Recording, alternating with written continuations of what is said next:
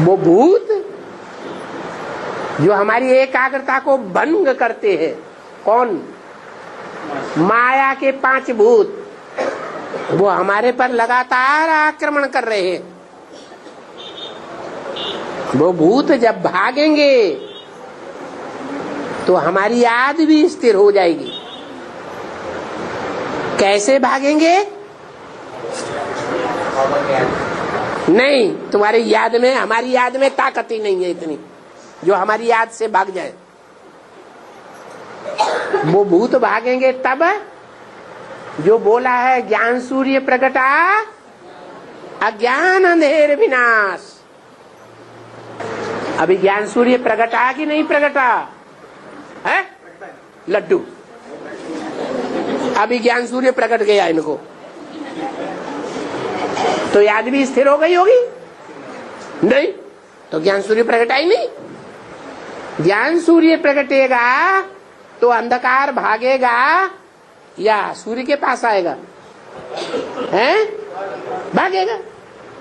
अंधकार भागेगा, अंधेरा भागेगा, तो चोर डकैत है, चोर डकैत खड़े रहेंगे, वो भी भागेंगे। प्रदर्शनी अंक में जो चित्र दिखाया हुआ है, क्या सूर्य प्रकट हो रहा है और काम क्रोध लोभ मोह अहंकार के राक्षस भाग रहे हैं। अभी कोई के अंदर से नहीं भागे हैं, क्या कोई एकाग्र नहीं हुआ है। मुंह के गप्पे मारने से कुछ नहीं होता है। ये गप्पे मंदिरों में, मस्जिदों में, गिरजाघरों में, और क्या होते हैं वो, गुरुद्वारों में बहुत वाणी चलती है, बहुत गप्पे लगाते हैं। असली परिवर्तन तब होगा जब महाशिवरात्रि पर ज्ञान सूर्य प्रत्यक्ष हो जाएगा। अभी सारी दुनिया के अंदर घोर अज्ञान अंधकार की रात्रि आ गई। क्या आ गई है? आ गई? अभी नहीं आई है। घोर अज्ञान अंधकार की रात्रि बने 500-700 करोड़ की दुनिया तो अज्ञान अंधेरे में है ही। वो तो भौतिकवाद के पीछे भाग ही रहे हैं। भौतिकवाद माने 5 भूत, पृथ्वी जल वायु अग्नि आकाश, जिनसे ये शरीर बनता है। इस शरीर के अन्वेषण में सारी दुनिया भाग रही है।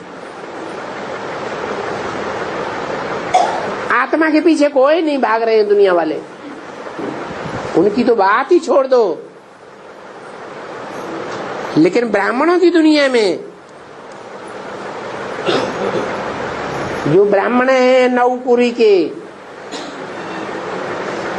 वो सब अज्ञान अंधकार में है। अज्ञान अंधकार में है, इसलिए अपनी आत्मा के अनेक जन्मों के पाठ को कोई भी नहीं जानता।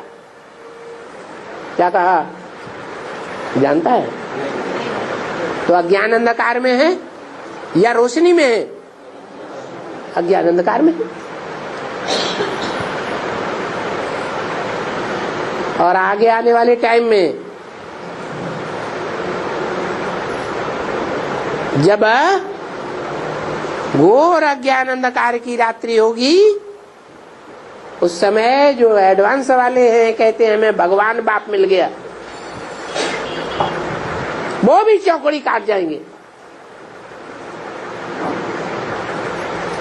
उनको भी अनिश्चय आ जाएगा। तब कहेंगे घोर अज्ञान अंधकार की रात्रि।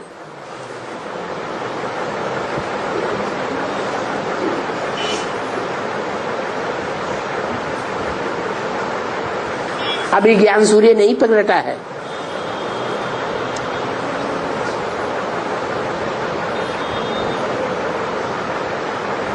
जैसे बच्चा ऐसे नहीं कहेंगे कि बाप ने बीज बोया तो बच्चा आ गया, कहते हैं नहीं। बीज बोया, वो बीज भ्रूण तय के रूप में, गर्भपिंड के रूप में तैयार होता है 4-5 महीने में।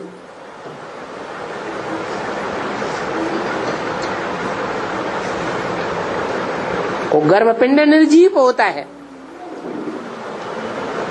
उस निर्जीव गर्भपिंड में सोल प्रवेश करती है।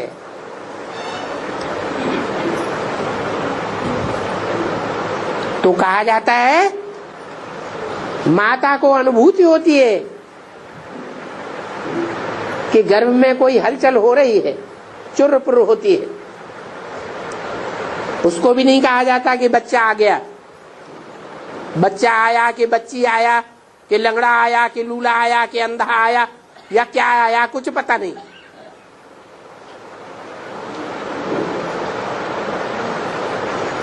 बाद में पता चलता है जब बच्चा जन्म लेता है। यहां भी ऐसे ही है। सन 36-37 में ज्ञान का बीजारोपण हुआ। क्या हुआ? बाप ने बीज डाला ज्ञान का। 10 साल के बाद वो ज्ञान का बीज भ्रूण के रूप में तैयार हो गया।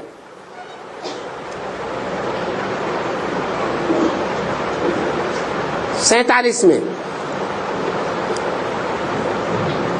भ्रूण बढ़ करके 69 में, कितने साल के बाद हैं? कितने साल के बाद? 21 साल के बाद क्या तैयार हो गया है? गर्भपिंड तैयार हो गया।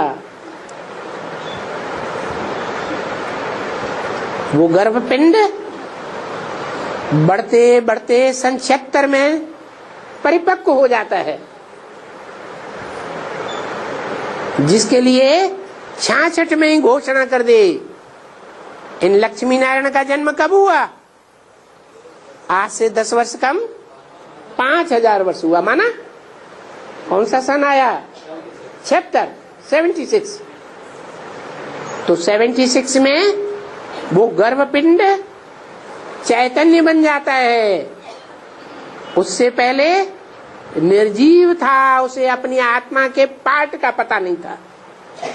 मेरी आत्मा का इस रंगमंच पर मुख्य पार्ट क्या है, जो शास्त्रों में गायन होता है, उसको पता ही नहीं था।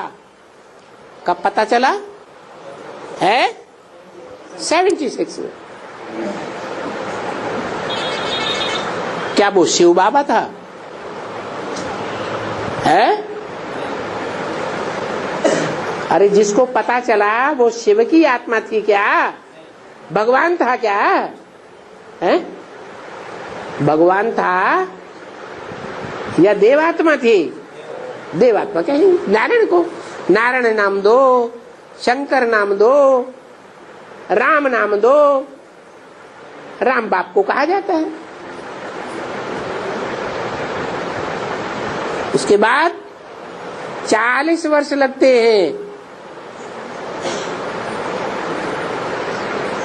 इस बात में, तमो प्रधान से सतो प्रधान बनने में।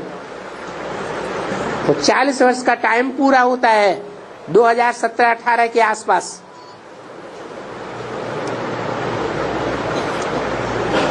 उस समय कहेंगे बच्चा पैदा हुआ।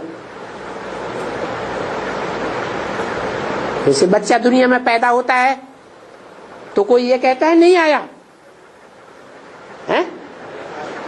जो देखेगा इन आंखों से, जो सुनेगा इन कानों से, क्या कहेगा? बच्चे ने जन्म लिया, बच्चा आ गया।